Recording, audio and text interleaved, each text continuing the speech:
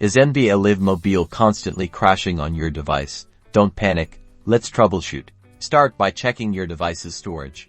Low storage can cause apps to crash. Open your phone's settings and search for storage. Review your storage usage. If it's nearly full, free up space by deleting unnecessary files, photos, or apps. Tap the Clear Storage button. Select files you can clear from your phone. This is essential for smooth performance. Next, ensure you have the latest version of NBA Live Mobile.